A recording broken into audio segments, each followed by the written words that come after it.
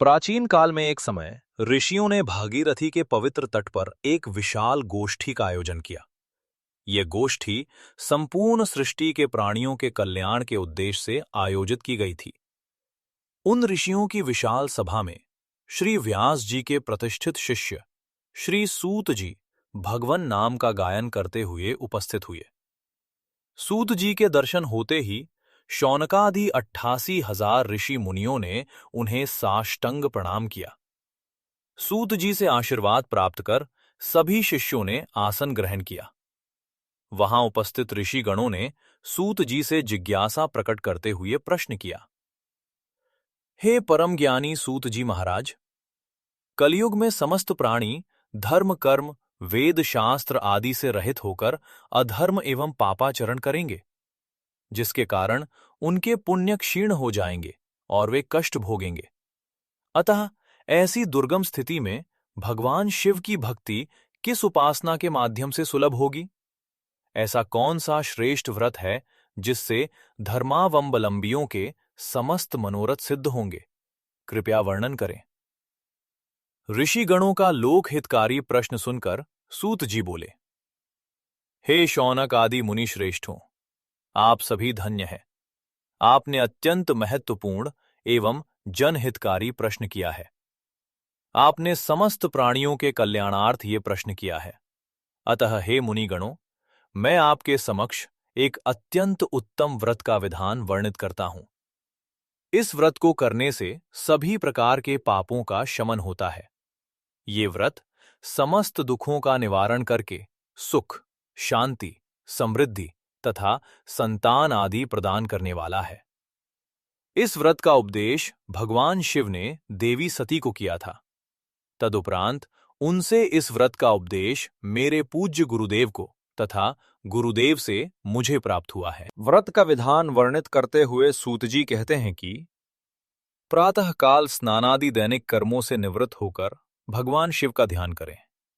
निराहार रहते हुए किसी शिवालय में जाकर भगवान शिव का पूजन करें। पूजनोपरांत अर्धपुंड त्रिपुंड तिलक धारण करें। शिवजी को बेलपत्र, धूप, दीप, अक्षत तथा ऋतुफल आदि अर्पित कर पूजन करें। रुद्राक्ष की माला द्वारा ओम नमः शिवाय मंत्र का जाप करें। तदुपरांत ब्राह्मण भोज कराकर सामर्थ्य अनुसार दक्षिणा प्रदान करें। तत्पश्चात मौन व्रत का पालन करें। मिथ्या भाषण न करें। भूमि शयन करें तथा एक समय ही भोजन ग्रहण करें। ओम ह्रीम क्लीम नमः शिवाय स्वाहा मंत्र से आहुति प्रदान कर हवन करें। इस प्रकार व्रत करने से समस्त मनोरथ सिद्ध होते हैं। श्रावण माह में ये व्रत उत्तम फल प्रदान करने वाला होता है। हे मुनिगणों, इस प्रदोष व्रत का वर्णन भगवान शिव ने सती जी के समक्ष तथा श्री वेदव्यास ऋषि ने मेरे समक्ष किया था। उधर बालक की मां भगवान शिव के प्रदोष व्रत का पालन कर रही थी।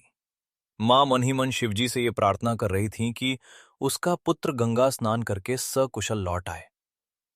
मां द्वारा भक्ति पूर्वक किए गए उस व्रत के फलस्वरूप उसी रात्रि में राजा को एक स्वप्न दिखाई दिया कि वो बालक निर्दोष है तथा यदि प्रातःकाल ही उसे मुक्त नहीं किया गया तो राजा का संपूर्ण राज्य वैभव शीघ्र ही नष्ट हो जाएगा। प्रातःकाल होते ही राजा ने सर्वप्रथम उस बालक से जाकर संपूर्ण वृतांत वर्णित करने का आग्रह किया।